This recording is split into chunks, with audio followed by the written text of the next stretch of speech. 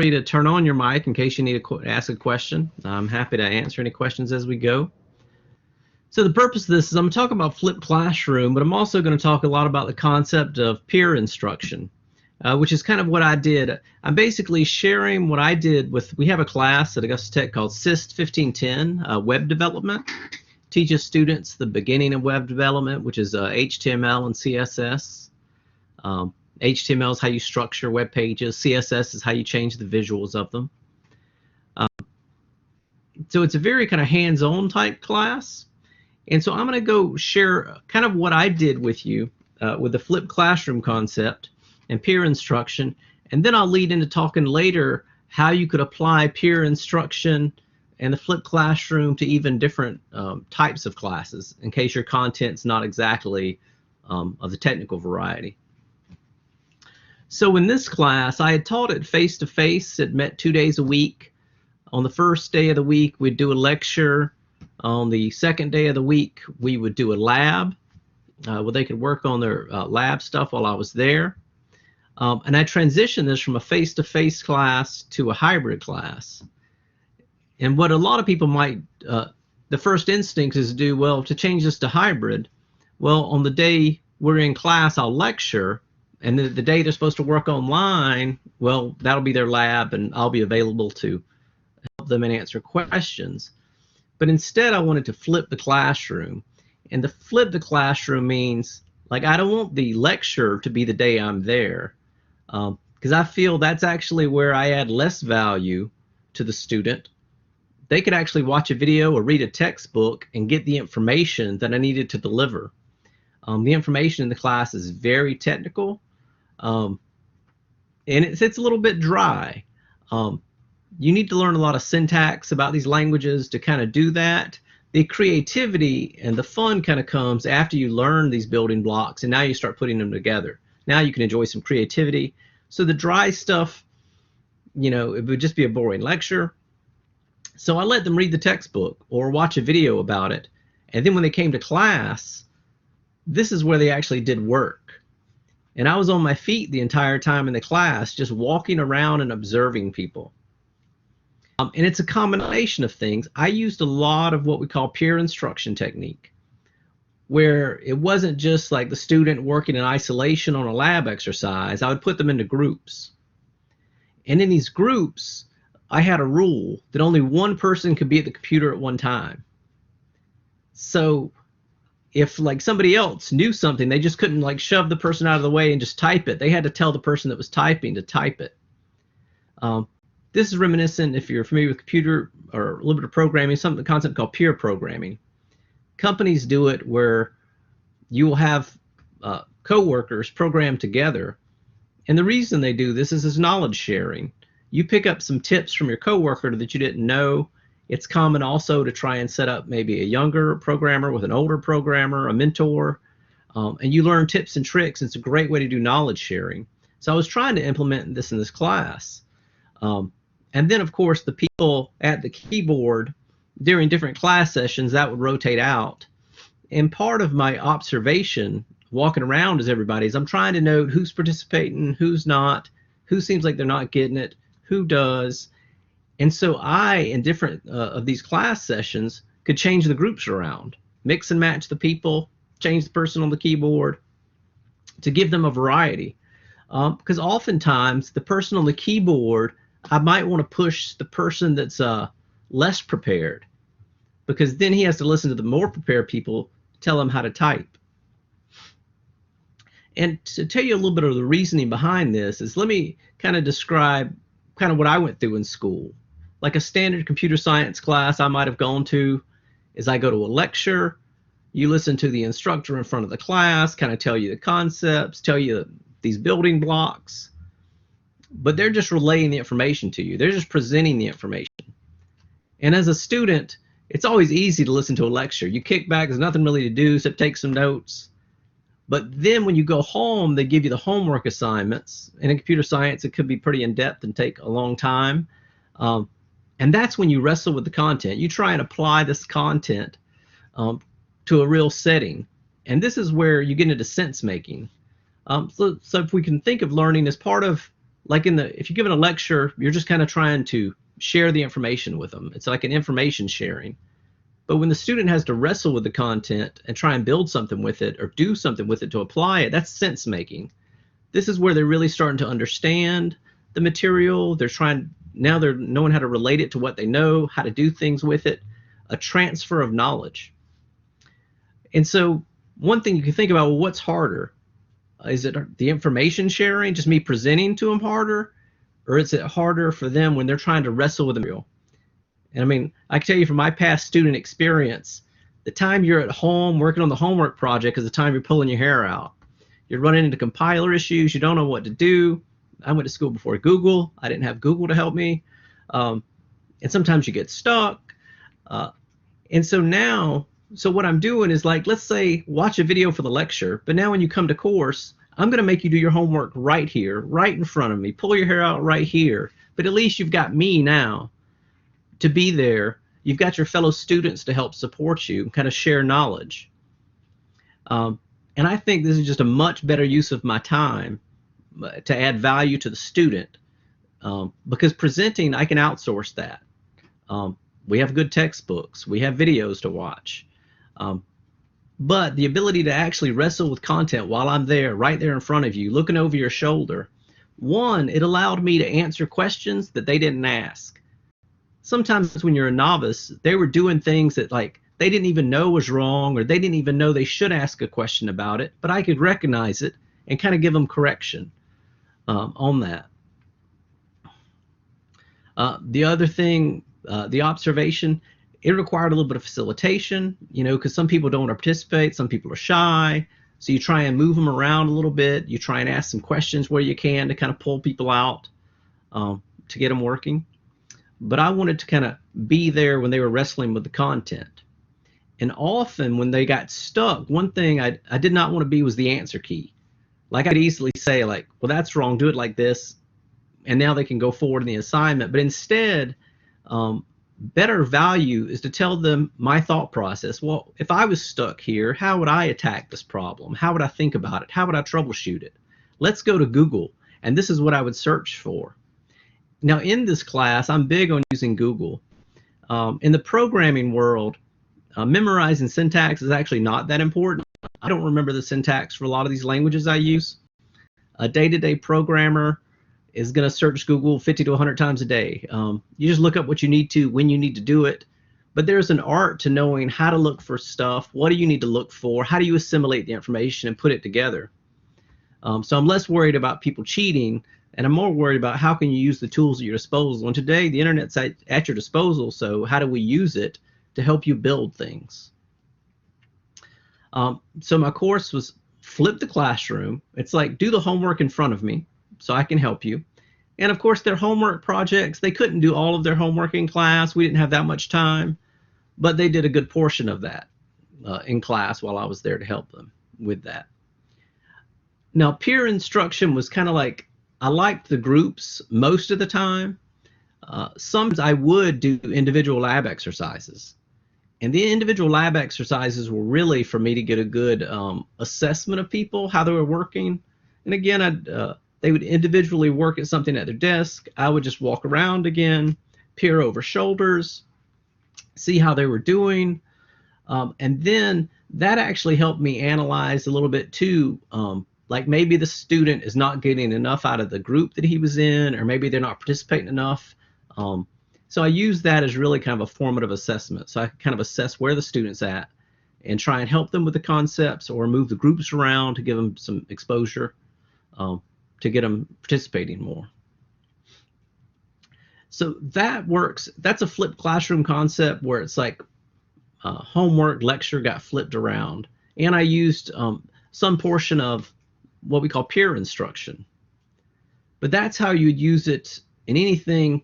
That class, you could almost say it's very psychomotor, because you're building stuff. We really want to get to the point like, hey, let's just build stuff. You build stuff, I help you build stuff, and that's how you apply the information in that class. But what happens if you're teaching a class that's conceptual, or you got some other things? And so that I'll talk about kind of peer instruction. A guy named Eric Mazur at Harvard, he's a physics professor at Harvard. back in the 90s, he came up with this thing called peer instruction. Nowadays, we kind of call it flipped classroom. It's kind of a combination of things there. But what he found was he would teach the students, he would give lectures, but then he stumbled on the fact that students didn't really have a good knowledge transfer. Like they'd learn recipes for like while he's in class, like this is how you do it, this is how you do it on the test. But then they couldn't take the same principles that he was teaching them and apply it to kind of a broader picture and more conceptual questions. So he kind of stumbled on the fact that, like, he talks about, he's got a great YouTube video I should share with people, but he talks about like he was a great presenter. He did like lots of scientific tricks in front of people with pendulums, swinging across the room, swinging back. And he called it like, it's my Hollywood show. I was like a great presenter. I gave a great lecture. And he said he got great reviews. Students loved him. But then he found they couldn't transfer this knowledge after class, after they were through with the subject. So instead, what he tried to do was pull in more student-to-student interchanges, where he started peer instruction. And so, and there's lots of research that's been done on this throughout the years, and it's, has fascinating things for learning. But I'll explain a little bit about like how it's done. Like say, give up on trying to present all of your content. You don't even think about presenting 100% of your content in class. You outsource that. Make them watch videos, make them read a textbook, make them do that before class. So when they come to class, you might give a little mini lecture at the beginning of class, but you're going to pick a choke point. You're going to pick something that the students kind of struggle with. Because if they're not struggling with it, they seem to easily get it from a video or the textbook. Well, you don't need to spend your time. You can add the value where they struggle.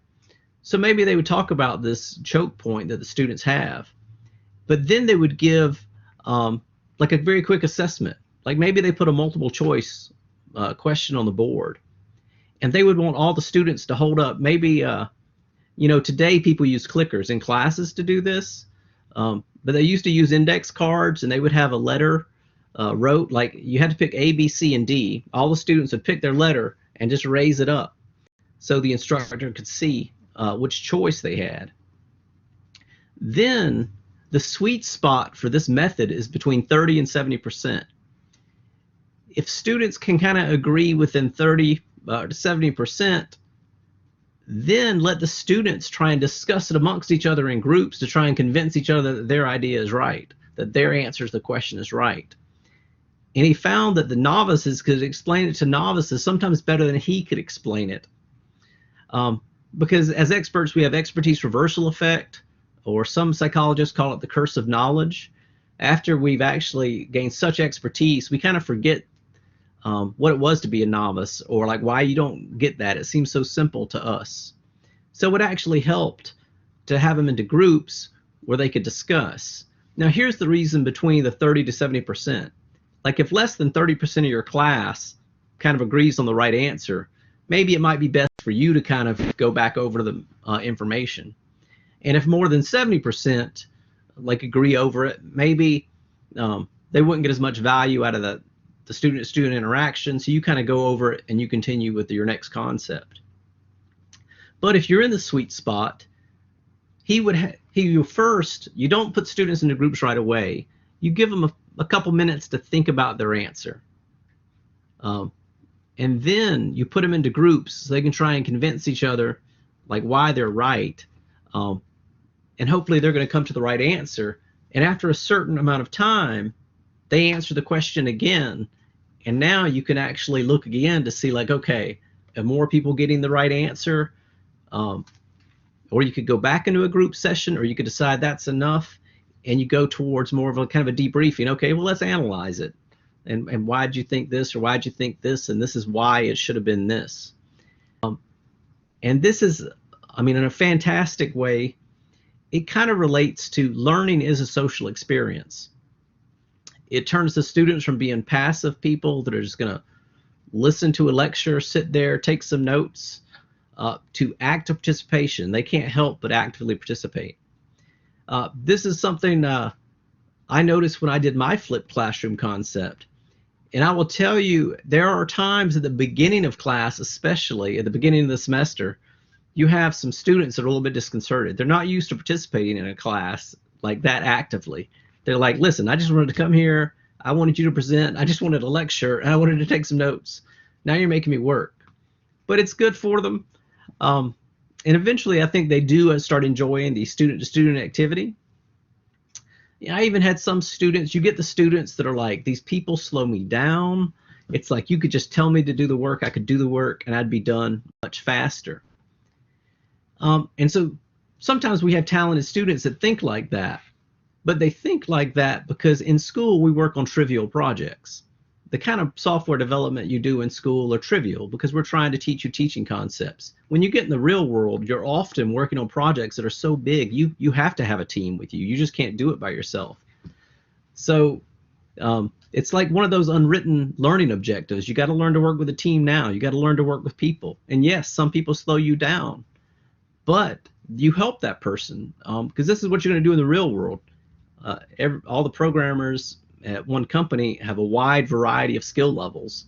You're going to help people. They're going to help you sometimes. Maybe you have different specialties. So it's also learning teamwork and helping them build from that. So, I mean, I highly recommend a combination of flipped classroom and peer instruction. And you can do peer instruction. I mean, some people think of it as a flipped classroom or a combination of both. If all I did was flip the classroom in my class, they could have come in and worked individually and I just helped them. So that's still technically a flipped classroom because they're doing the work in class. But I think the peer instruction is a great tool. I think that adds a great deal of value. But so now I've kind of explained how a flipped classroom works and how peer instruction works. So I want to open it up. If you guys have any questions, comments, if you tried it, want to try it, but I'm here to kind of discuss that with you. Mark, I just want to make a comment there. I have used that concept before.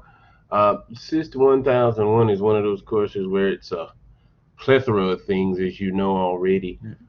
But I think the unit for me where I had to really flip the classroom was with chapter 10 on the program development life cycle and the system development life cycle, because they didn't have a concept of it.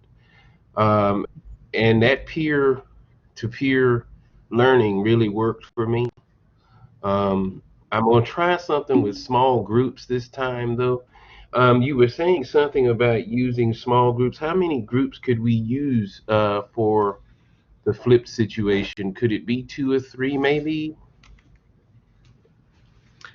In my situation, I thought ideally it would be 2 to 3. Okay. Because in my situation, like I wanted one at the keyboard, and after you get more than 3, it's hard to kind of see the person working on the computer. Okay. But it might be different depending on the subject matter. I could see in certain subject matter like humanities, maybe there's a group of 4 or 5 students that are hashing out some idea. So it might depend on your subject matter, how you group them. Okay. Because I used 2 to 3 this time. I just didn't know what you thought was best there. And it depends. Well, I think you have to be flexible on that based on the subject matter. Okay. All right, then. Thank you, Mark. Yeah, Cameron asked a question about like how do you make the students read or watch the material beforehand? Well, I definitely ran into this issue in my flipped classroom. And I gotta say, I sometimes made it a little awkward for students because when they were like supposed to do stuff, if they weren't prepared, it would kind of show to your peers that you didn't prepare. And then that's sometimes why I also did the individual lab assignments to observe them so I could know they're not getting prepared for class. And I think the peer pressure kind of helped a little bit. I think people started preparing a lot more than they would because I was always putting them on the spot every single course. Every day you got to come in and work. So I think after that they started kind of prepping beforehand. Yeah. I will say there's a website called Perusall.com. I've never used it, but Eric Cruz, the same guy that developed Flip Learning, or the peer instruction, it's a course that actually makes reading your material more interactive. It makes it more of a social experience for students, and it actually has a lot of analytics, so you can actually see that your students are working through the reading that you've assigned. Give me that Also website. with things like Give me that website again. Perusall.com, Perusall. USALL, perusall.com. Mm-hmm. Okay, thank you. Thank you. All right. So I'll see. So Ashley had a comment. Yeah, using quizzes to make sure. Putting them in groups based on their Hogwarts houses. Yeah, I mean, I actually like anything that makes it more fun for students. Sometimes let them pick their own names. I would try and encourage camaraderie, a little bit of competition, things like that. So anything to do to make it more fun. And Brian asked us, do we find the more creative ideas enable students to overcome their reticence about participating in class?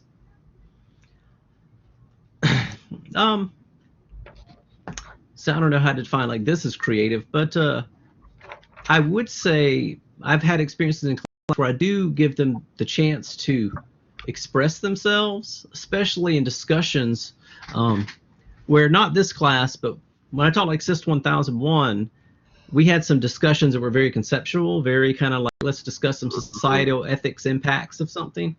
And then you put them in groups, and they get to express themselves. And I do see that increases them participating in class because they get used to talking more and sharing more.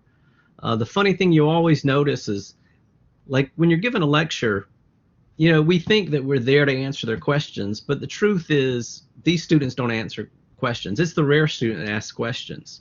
If we could read their minds, you would see one student shy, the other student saying, I don't want to bother the professor with this. I'll like talk to him after class, but then they never do. One student's like, oh, I didn't prep for class, so I shouldn't ask a question or he'll know. There's so much mental speak, I think, going on in their heads that nobody's asking questions that they really need to be asked.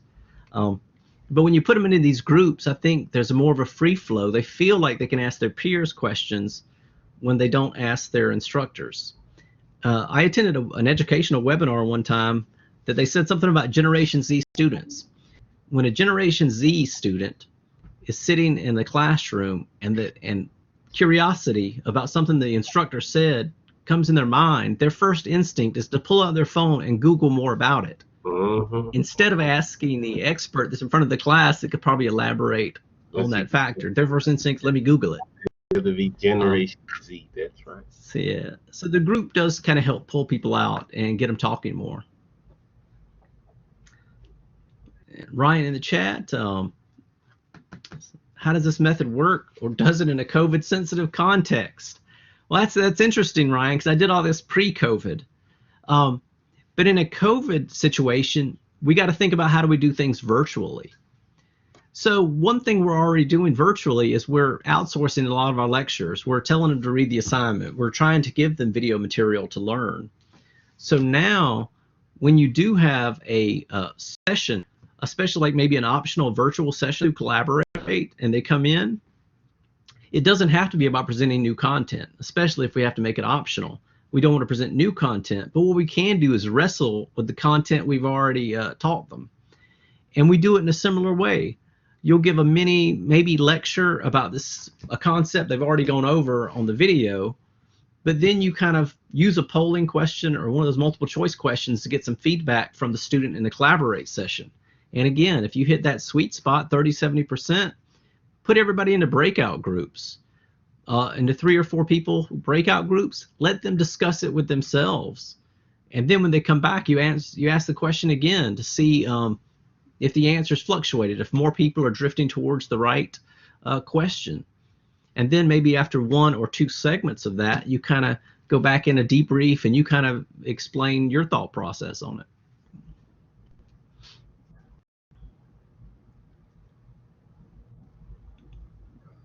Another thing, Mark, if I might add, I really saw this with a project that I did. It was called Joe Lone Shark, and they were catching a cyber criminal throughout the term.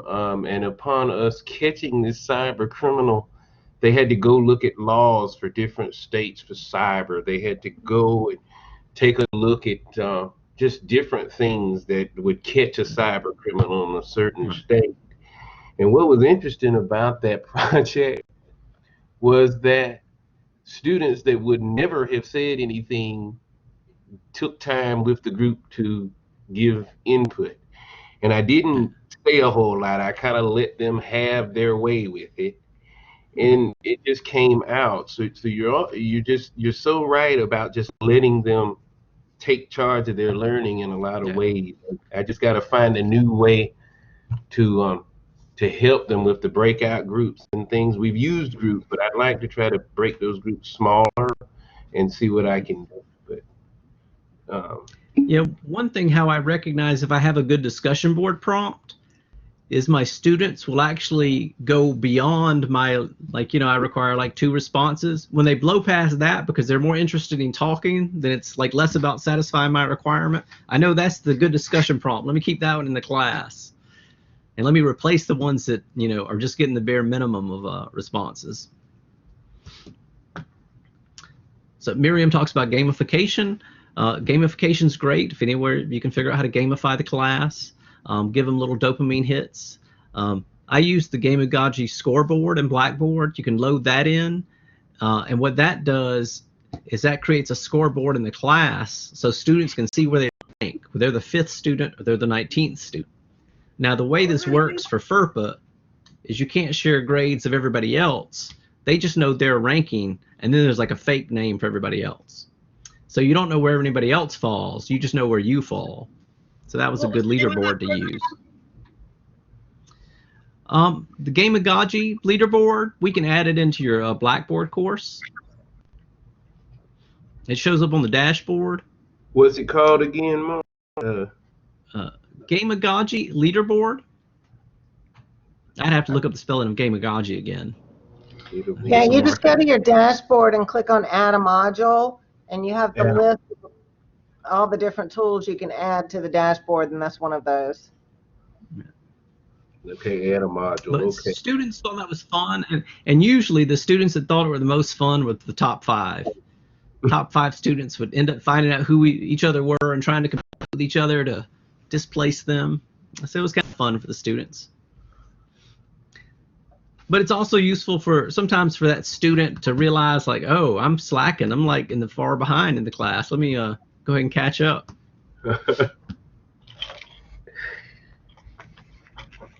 And Ron is asking how it can work with a discussion board. So like when we talked about how you could do it in a virtual session that's synchronous, like when you're at the same time. You could use it. Discussion boards have their value, but again, that's also like kind of like doing the homework. It's like you're doing that on your own. You're doing that analysis on your own, but it's kind of a mix in between. But because you also are interacting with students, so you do get that peer interaction and peer instruction going on in there. Yeah, this is Ron. Moving to an online concept. Moving to pure online. And trying to do some of these concepts you're talking about here sounds quite difficult because everyone basically is kind of working on their own to do things, and you try to provide as much of tools and things to help them with the chapter material and so forth. And that's kind of where I'm working through discussion board to try to open things up, I guess, and ask pose questions to the students about the material and so forth, and then observe their feedbacks using the discussion boards for each chapter that I have. Yeah. Well, I could say like one thing you said about it kind of being harder.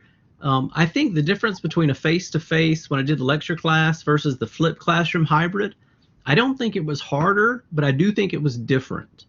It was different because I had to focus my energies in different places. So instead of prepping for the lecture, instead I had to do just a bit more planning and what we're going to do in the lab that day. So it was a little bit of design of what we're doing in the lab, what we're going to work on, how I'm going to assess them. And it was just but instead of prepping for a lecture, I was just there and I was very attentive to what was going on. So it saves some time elsewhere, cost some time. So I don't think one was more difficult than the other. I think it was just a different focus and attention.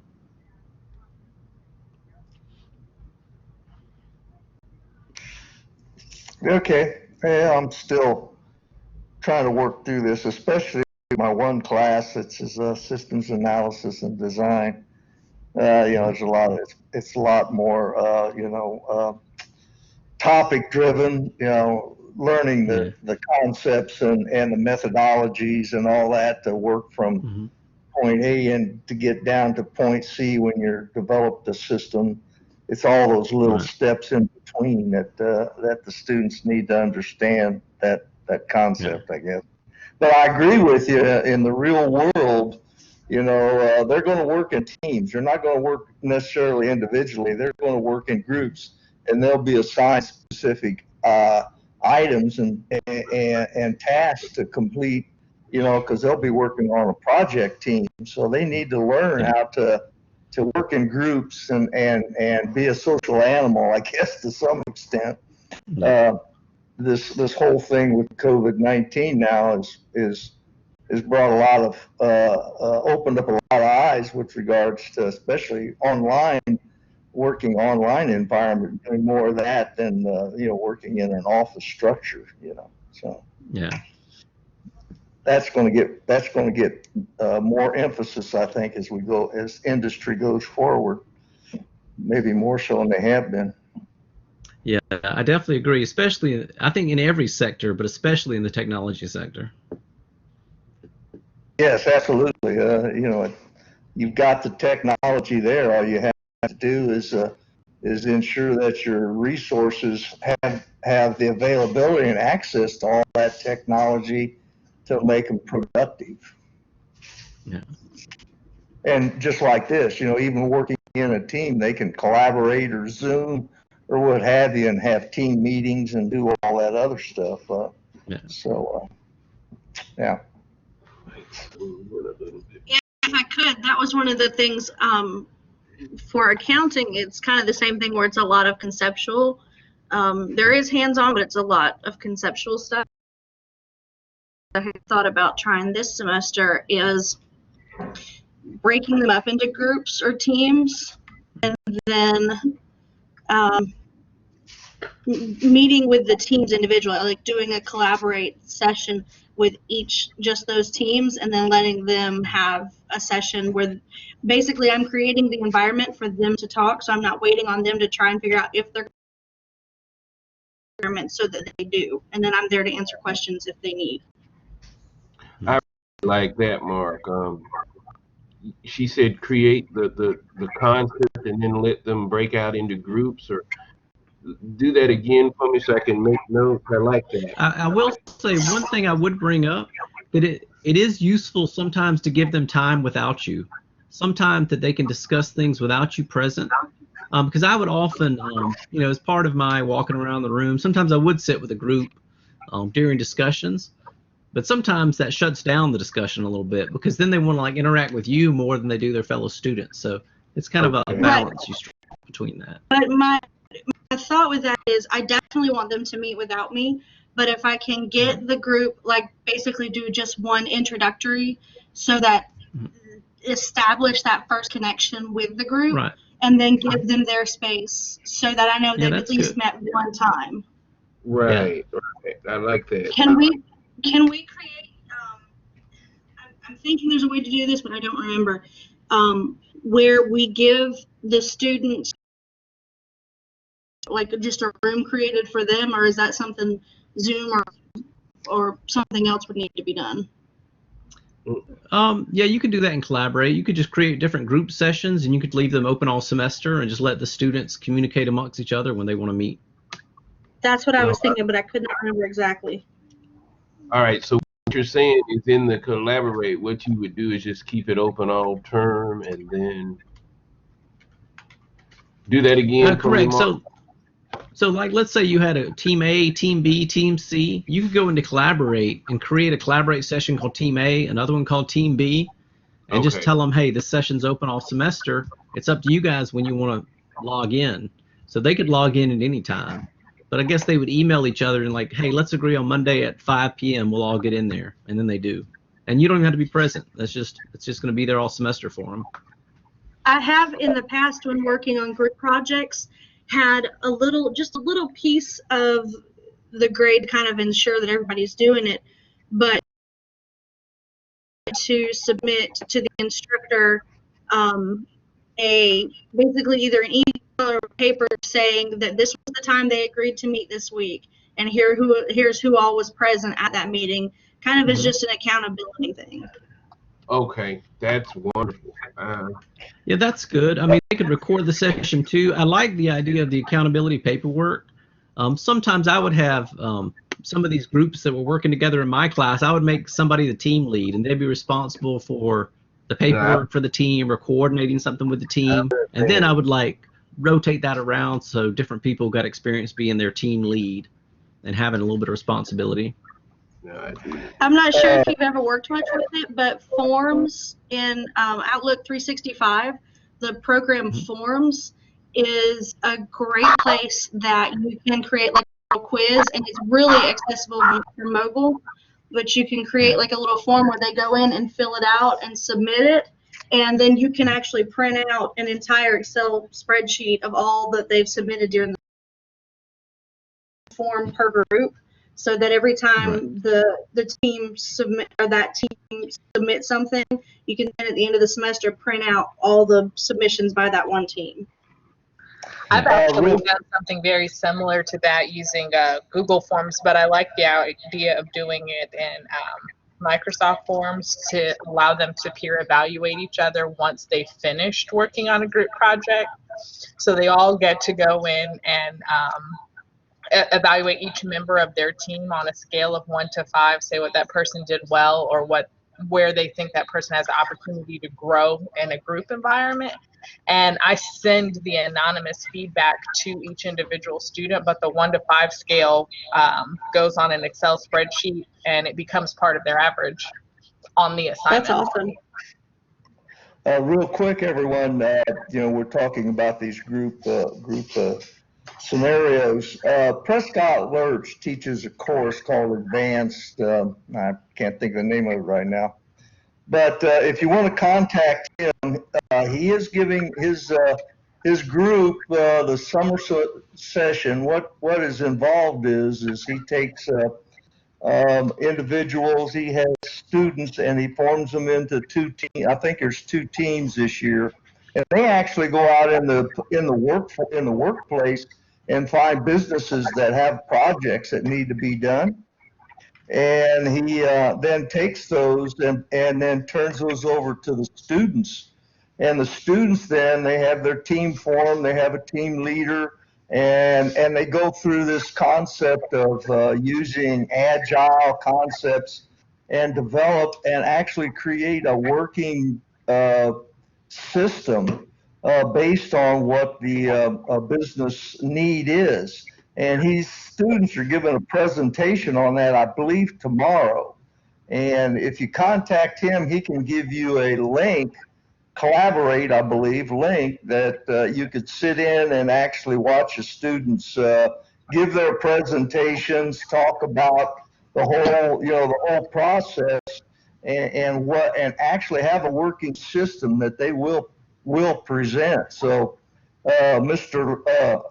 Lurch will, he can send you an email and give you the information on that if you care to just sit in and see how this works in a group concept. So it's of course it's technical, it's programming, and they develop a system from scratch and actually create a working system.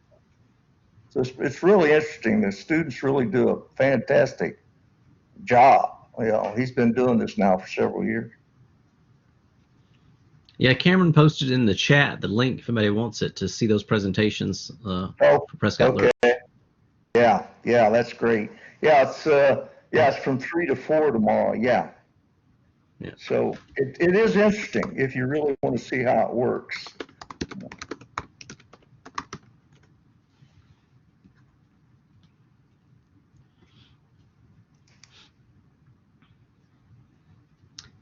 Anybody else got any questions? Yeah, we've reached the open Q&A portion of this, and so questions can be about anything distance ed or Blackboard related at this point.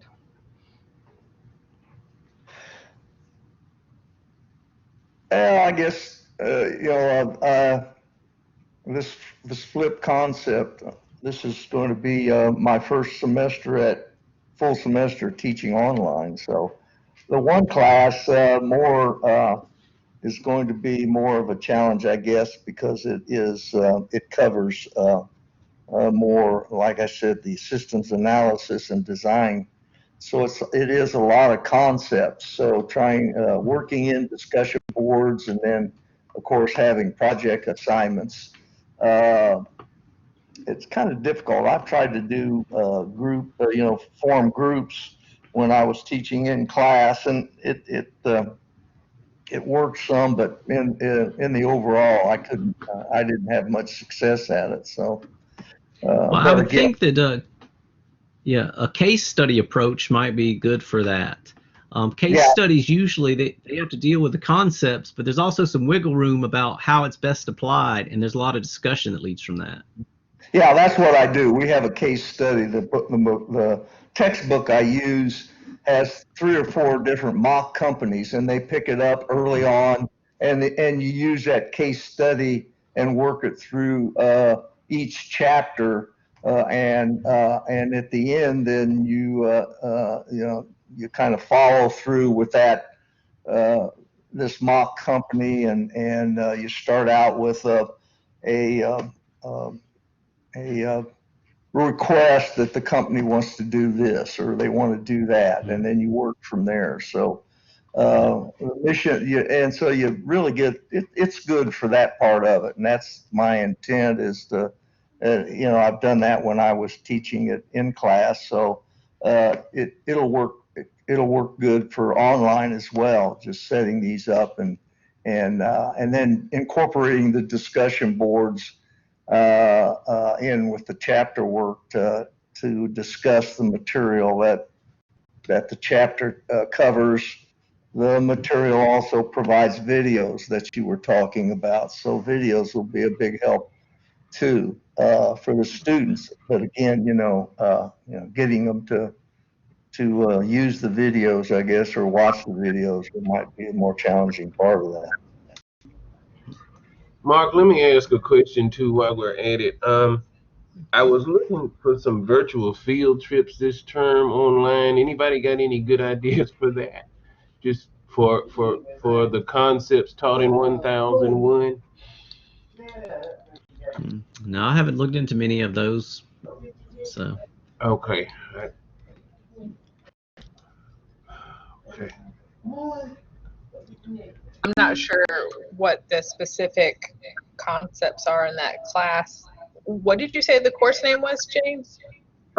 It's SIST 1001. It's the computer concepts course, and it's a conceptual course. So I teach them 2 or 3 skills a week on different concepts in computers. But I was just looking for some virtual field trips for them, and some ideas. I just was looking at a couple of websites, but I was wondering what you guys thought about that. If you had chosen something related to humanities, I could help you, but you're on your own for that one. Okay. All right.